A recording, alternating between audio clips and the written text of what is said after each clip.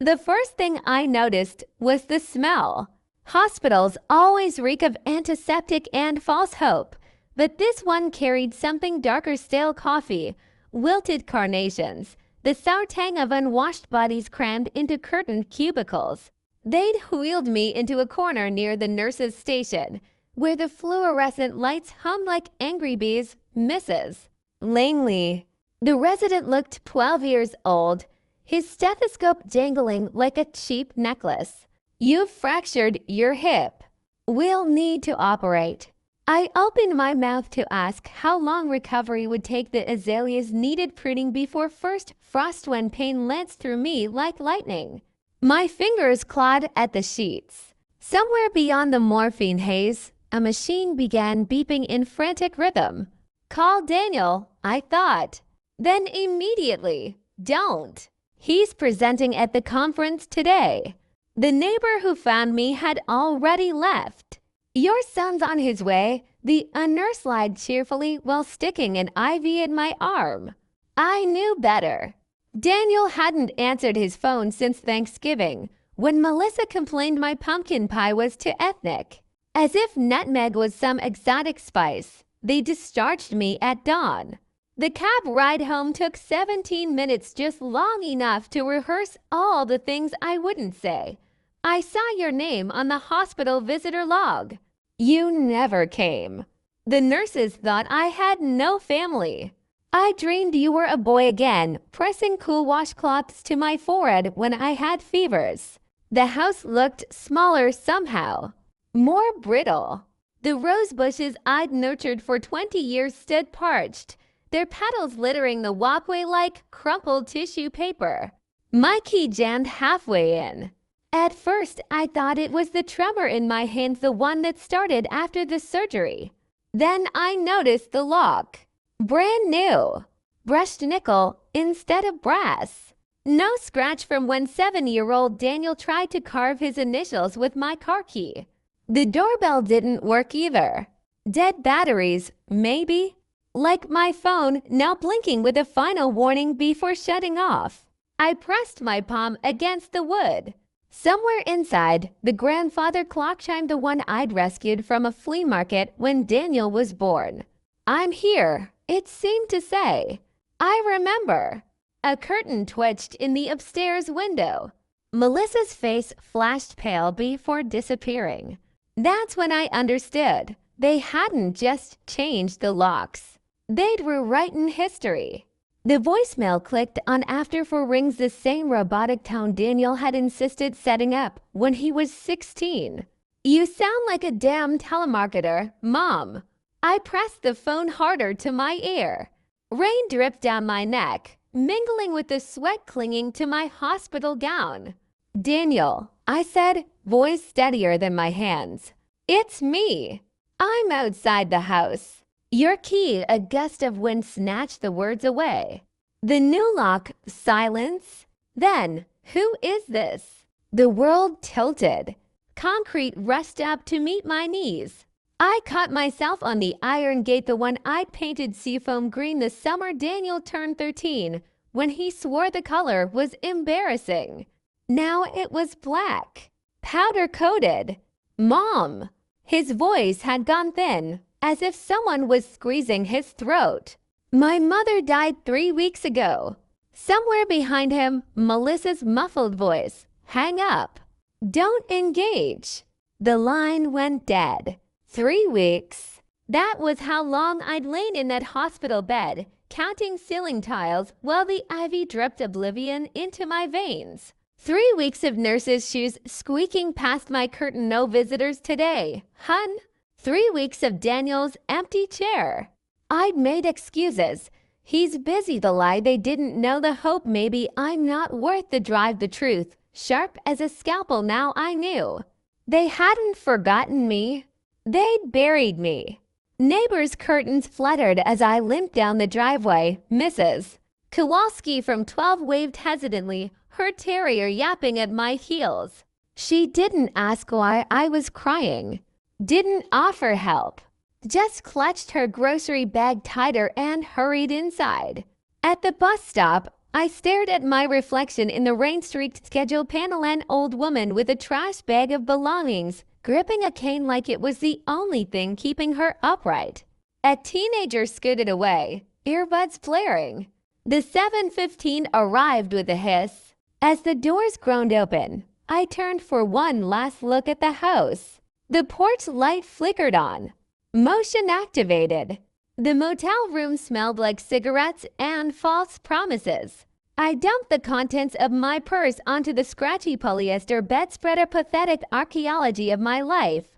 3 lint-covered mints, a grocery list from 2 months ago, milk, eggs. Daniel's favorite cereal, the hospital wristband that still read Margaret Langley, daubed the 12th of April 1947 in smudged ink, and then the envelope.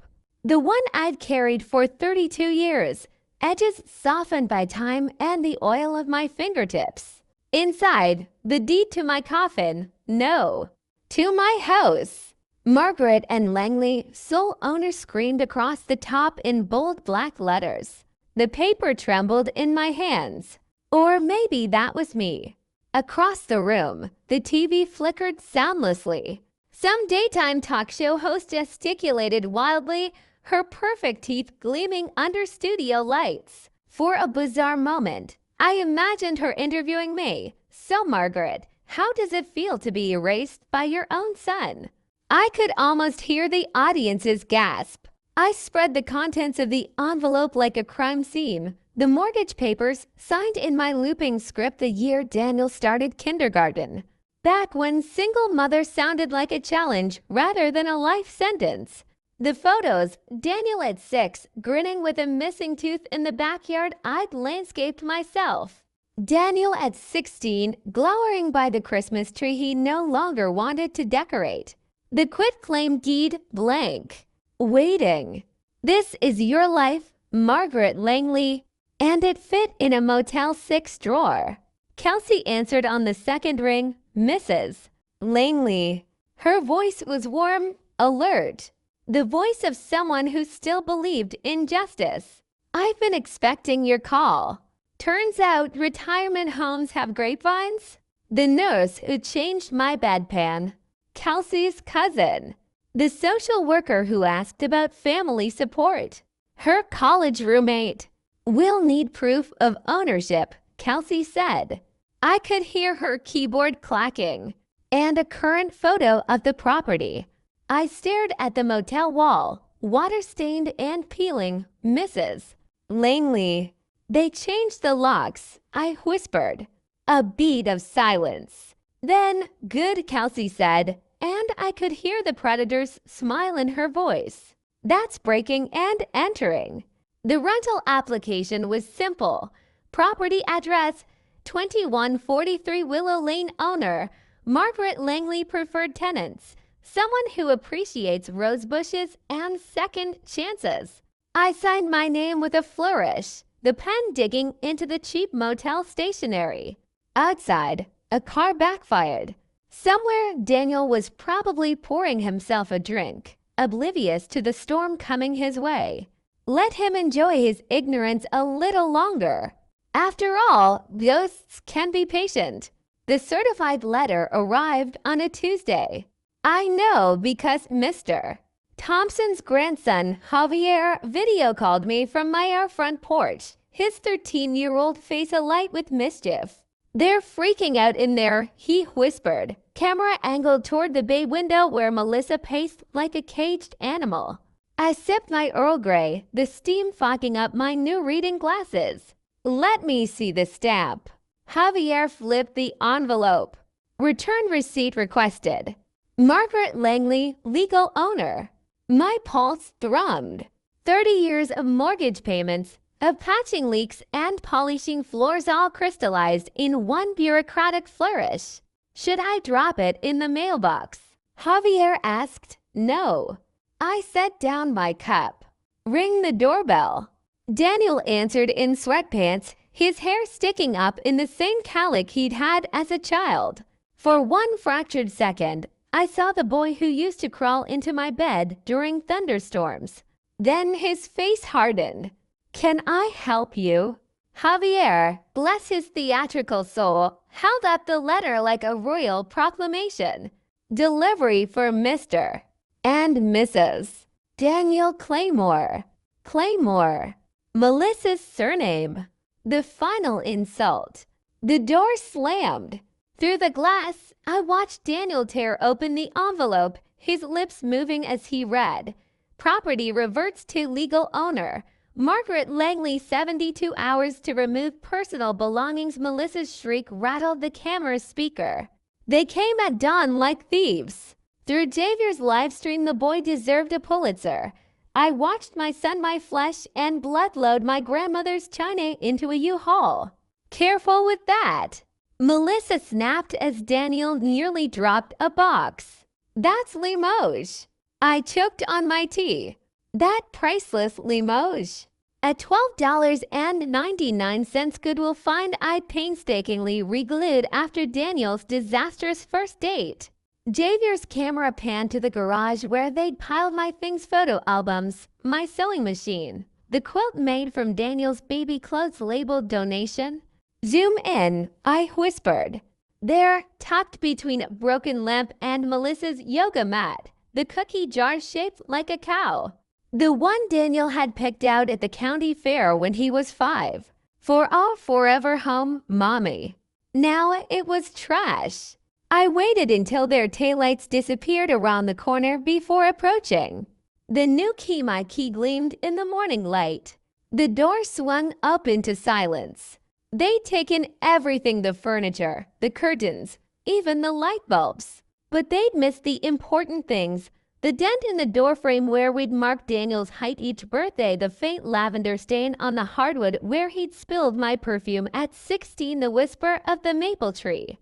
Outside, its branches tapping the window like a mother checking on her child. I knelt in the empty living room and pressed my palm to the floorboards. The house remembered me. The scent of fresh paint couldn't mask the ghosts.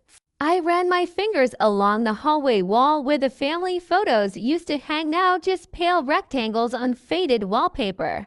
My footsteps echoed through empty rooms that once vibrated with little boy laughter and teenage slamming doors.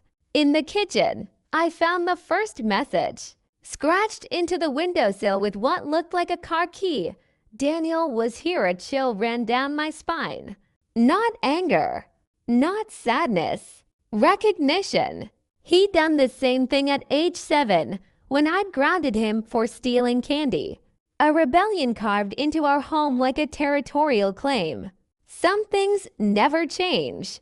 The movers delivered my bed at sunset. Just the frame, no mattress yet. I didn't care. I lay down on the bare slats, staring at the water stain on the ceiling that had always looked like a sailing ship. Daniel used to point it out during thunderstorms, pretending we were pirates riding the waves. A key turned in the front door. I sat up so fast my hips screamed in protest. Mrs. Langley, Mr. Thompson peeked in, holding a casserole dish. Javier insisted you needed Grandma's tamales. The boy finished, squeezing past his grandfather. They're magic. Cure everything but stupid. The steam-carried scents of corn masa and chili powder. My stomach growled. I hadn't realized I was hungry. Javier set the dish on the floor and flopped down cross-legged beside me. So, wanna see the security cameras I installed? The playback glowed on Javier's laptop. 3:17 a.m. Daniel's BMW screeching to a halt outside. 3:23 a.m. Him kicking the rose bush I'd planted when he was born. 3:31 a.m. Pressing his forehead against his old bedroom window like a penitent at a shrine. Javier froze the frame. Dudes unhinged, Mr. Thompson cleared his throat. We should call it no? I touched the screen where my son's distorted reflection wavered. Let him come. He arrived at high noon like some Old West showdown. I was in the garden replanting trampled roses when his shadow fell across me. You bitch. His breath reeked of whiskey and mint gum. Melissa's filing for divorce. The baby's sick. And I snapped a dead branch with my pruning shears. Need something, Daniel? He flinched at the sound of his full name. The name I'd whispered during 26 hours of unmedicated labor. You stole my house. I laughed then. A real, hearty laugh that startled the sparrows from the maple tree. Funny. I wiped dirt on my jeans. That's exactly what I was going to say to you. He didn't know. The realization hit me like cold water. Daniel genuinely believed the house was his. Melissa had forged the paperwork, lied about the title transfer, manipulated him just like she'd manipulated me. My son, my brilliant, gullible boy had been played. I saw the moment it dawned on him. His face crumpled like that time in 3rd grade when he'd learned Santa wasn't real.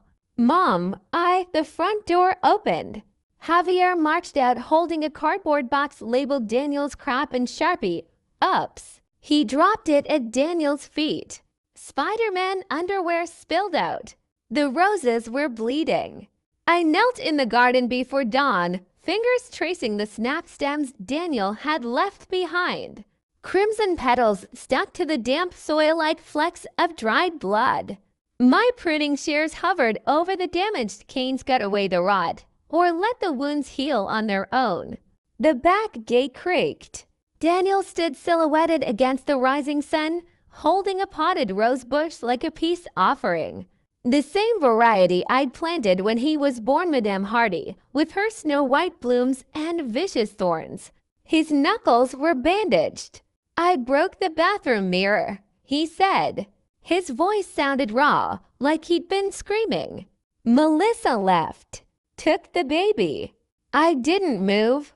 The rising sun painted his hollow cheeks orange. He looked so much like his father in that moment, not the man who died, but the boy I'd fallen in love with at 19. Javier's camera whirred from an upstairs window. He talked for 2 hours straight. How Melissa had convinced him I was declining after my fall, the forged power of attorney documents, the secret bank account where she'd been siphoning equity from my house. Daniel clutched the kitchen table, my table, rescued from the donation pile as the words tumbled out. I thought you'd be happier in assisted living. His laugh was a broken thing. Jesus Christ, Mom. She had me believing you'd want this. I studied the dark circles under his eyes, the wedding band tan line, the way his hands shook around the coffee mug I'd bought at a garage sale in '92. My boy was drowning, and for the first time in 35 years, I didn't jump in after him. The silence stretched between us, thick as the humidity before a storm. Daniel finally looked up. Say something. I placed the spare key on the table between us. You can stay in your old room tonight. I stood, my hip protesting. But tomorrow, you find a lawyer. And you fight for your son. He stared at the key like it might bite him. That's it. After everything. I walked to the doorway, pausing beneath the height markings we'd made every birthday. The highest one, age 18, still had a dent where he jumped to touch it in excitement. No, I said softly. That's not it. But it's a start. That night, I dreamed of fire. Daniel as a toddler, giggling as he blew out birthday candles. Daniel at 12, burning leaves in the backyard. Daniel last winter, watching the fireplace as Melissa listed reasons I shouldn't live alone. I woke gasping to the smell of smoke. Downstairs, Daniel stood at the stove, clumsily flipping pancakes.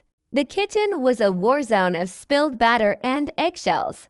You used to make these when I was sick, he muttered, scraping char off the pan. I leaned against the doorway, watching my son relearn how to nourish himself. The first pancake was blackened. The second looked edible. By the sixth, he almost had it right. The courtroom smelled like lemon polish and lies. I sat stiff-backed in the plaintiff's chair, watching Melissa's lawyer adjust his $3,000 tie.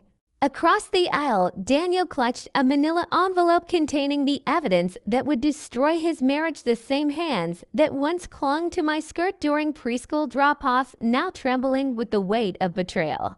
All rise. The judge entered, her robes whispering against the floor. I didn't need to look at the court transcript to know how this would read. Estate of Langley v. Claymore, a son's greed versus a mother's love, but the truth was Messier. Melissa's attorney led with the video. Security footage from the nursing home she'd selected doctor to show me wandering the halls at night. The timestamp read to 17 a.m., but I'd been in the hospital that evening, doped on painkillers after hip surgery. Daniel shot upright. That's impossible, Your Honor, Melissa interjected, voice dripping with concern. We have medical records proving Mrs. Langley's declining condition.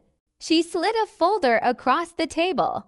The label made my stomach twist. Geriatric dementia assessment, my vision tunneled. They'd fabricated an entire psychiatric narrative. Kelsey called Javier to the stand. The boy marched up, shoulders back, holding his laptop like Excalibur. I analyzed the nursing home footage, he announced. The metadata shows it was edited. The judge peered over her glasses. And how would a 13-year-old know that? Javier grinned. Because I'm the one who taught Mrs. Langley how to check her security cam timestamps. He projected his screen for the court side-by-side comparisons of the original files versus Melissa's edits. The timestamps didn't just conflict with my hospital records, they'd used footage from 2 years prior, back when I'd visited Daniel's neighbor after her stroke. Melissa's manicured nails dug into the defense table. Daniel took the stand like a condemned man. Under oath, he confessed everything. The forged power of attorney, the secret second mortgage. Melissa took out the life insurance policy she'd taken on me just in case, but it was the last revelation that shattered the room. They never even took Liam to see you in the hospital, Daniel whispered. Melissa told me you didn't want to meet your grandson. The air left my lungs. I'd assumed they'd kept the baby away because of germs. Because I was frail. Because she'd weaponized my love against me. The judge's gavel cracked like a gunshot. Full ownership reverted to me. Melissa charged with fraud. Supervised visitation only for Liam as bailiffs led Melissa out. She spat at Daniel. You weak, pathetic mama's boy. For the first time in years, my son looked at me with clear eyes. Yeah, he said softly. I guess I am. The garden is thriving. Javier, now officially my grand intern, helps me train the new climbing roses along the trellis where Daniel's swing once hung. Inside, Liam's giggles echo as Daniel chases him through the house, both of them tracking mud across freshly mopped floors. Some wounds never fully heal. The scar tissue around my heart is thick and knotted, but roses need pruning to bloom. And people, we need truth to grow.